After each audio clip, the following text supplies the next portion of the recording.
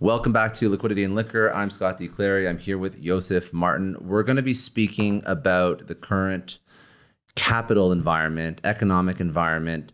So a few things are happening. So for example, Twitter, 50% of the engineering department when Elon came in had not checked the code in months. People were very ambitious. They're trying to move into management positions, but they weren't actually doing real work. And then Elon got rid. Now of a that ton of was them. once he got in, or is it going on now? I think it's on. I think it's once he got in and ongoing. Okay, So he's so it making sure wasn't- that yeah. if you're working for a company, you're actually working. Yeah. So founders and CEOs are basically trimming the fat.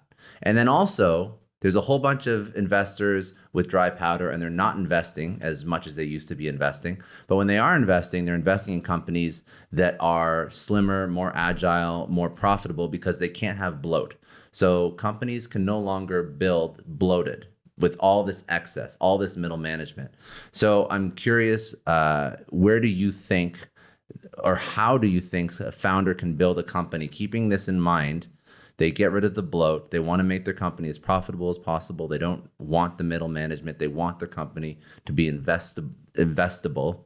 How do they build a company in a current economic climate? I don't think it changed anything. I think where you look at companies, you have two types. You have the ones that are actually focused on the product or service, and they're running with something that is goal oriented. Versus you have some that in the back of their head they always are focused on the next raise, which means, and I'm picking someone else's line. It's like you drink the Kool-Aid. It was so easy to raise money. You need to just focus on whatever you do. You need to position it for the next raise, not position the product for a better product market fit.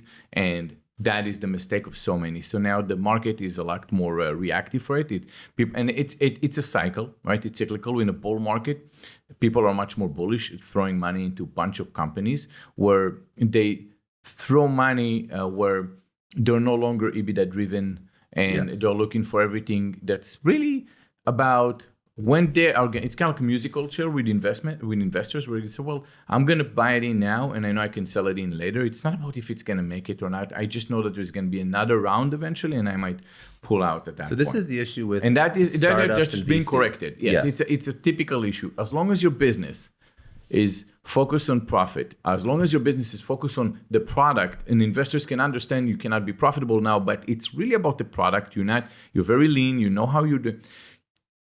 Overly managing the business should have been always punished. Yeah. I feel like right now they're going to do it right. So we're going to have. Because if they don't, they're not. If they're gonna not, raise they're their not next going to round. exactly. So capital is going to be deployed They slower. should die. They should die if you VC, didn't do yeah, it I right. know. You should die. And we're going to come from the other side with better companies. I feel like from that cycle, a bear market is absolutely imperative because we're going to have better engineers, better. We'll look at what you just mentioned with Elon Musk, where Yeah. you said, "Well, why are you here if you're not checking your own code? Yeah. Why?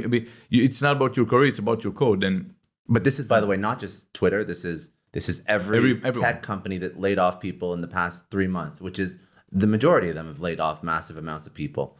this is where you need to kind of like learn how the engineering world works, right? You enter, say, Intel as an engineer. You're going to start in a particular division where you say, let's just assume you're doing chips and this is your category. Eventually, you can go into middle management if you're good at what you do, and you're gonna die as an engineer. Once you're out of your element, you're no longer good as an engineer. You're rusty. You're not gonna come back to it. So you stay as a manager. Smart engineers always say, "No, I want to stay an engineer or I leave because I understand that if I'm in middle management, I'm stuck only in this company because the prize is for the engineers that are doing what's on trend." So if we move from chips to, let's write algorithm, and you move on in a path of an engineer where you always have to educate yourself on what's new, and that's how you're always relevant. So what you're gonna have now, all the engineers that are actually doing something productive, they're gonna stay. They have no problem because they're in the right path. The ones that have moved because they were kind of like okay engineers, but they're, you know what, I have a better personality, I can just be a better manager. People, yeah. They don't need another manager. We're going to be just fine. So that's where you're going to be.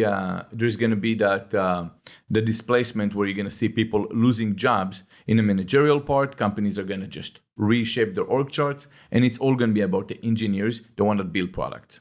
Do you think that with all the companies that grew almost like blitz scaling with venture capital money, I mean, even the WeWorks and the Airbnbs and the Ubers, that I mean, it took a long time for them to even turn a profit.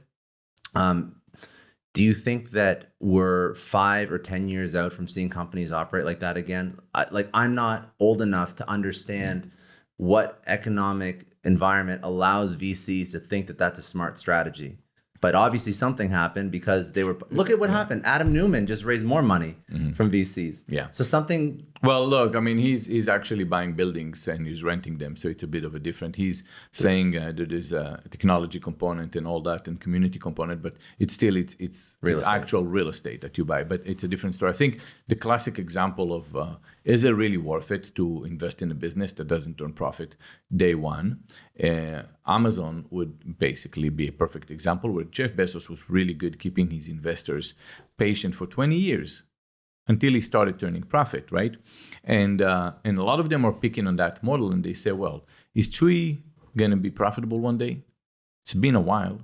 What about... So I feel like there are points where they say, well, if we're going to invest in a business, we need to have a roadmap. We need to make sure that the roadmap makes sense because not everyone can be profitable day one. You might have to have a little bit more infrastructure before you're profitable. That will take a little longer and all that.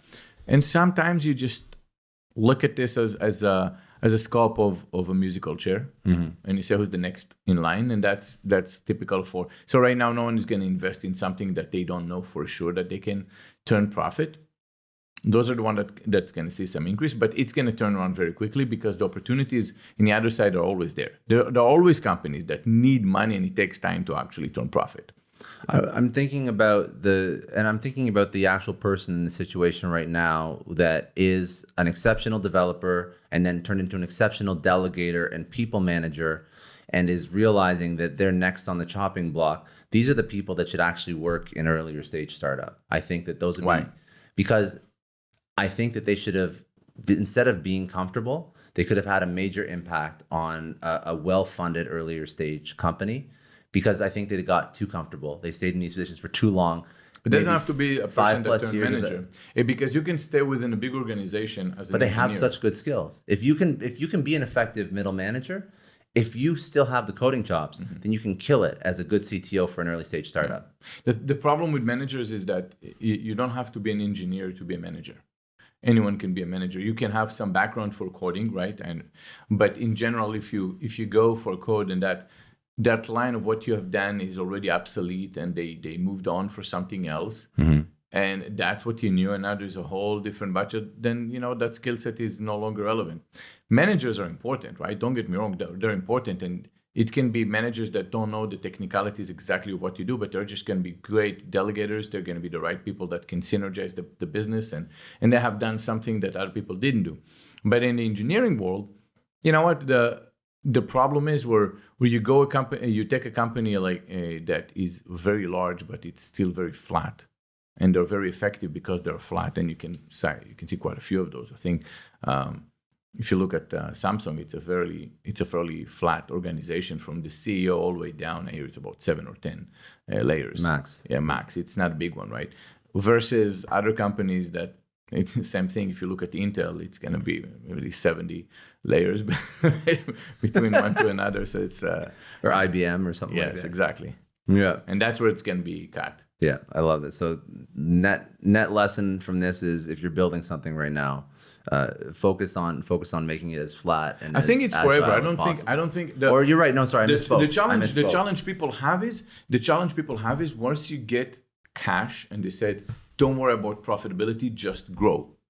That it's like they said it's pretty much like what was the term? I don't want to. You're enabling a bad founder. You're enabling bad behavior. You really are, because you can go back. It's you drinking the Kool-Aid. It's like you drank the Kool-Aid and you can never go back, and it's very hard. Look, I can tell you that there was a company in my space at the time, and I'll mention the name Birchbox, and I feel like they were touching that Kool-Aid. Mm-hmm. They did very well. They're profitable from what was documented until 2014, and they raised, I think, 75 million, only 75 million if you think about it.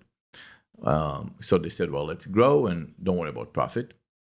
and they stayed unprofitable all the way through until now. And I think now they exit, they didn't exit, they bankrupt, and someone bought them for scrap or something like that. I didn't even follow through. It was so irrelevant at the other side. So it's like, just the idea is that you could never go back and turn profit, and it's something that happens to a lot of people. So that's where you have to be wary. You can raise money, but make sure you decide what is your profit. Just ask yourself, what would happen if I can never ever raise more money? How can I survive it? Always have that in the back of your head. All right. Okay, that's it for today. If you enjoyed, please subscribe on YouTube. If you enjoyed this podcast, you can download and listen to it wherever you get your podcasts or on liquidityandliquor.com.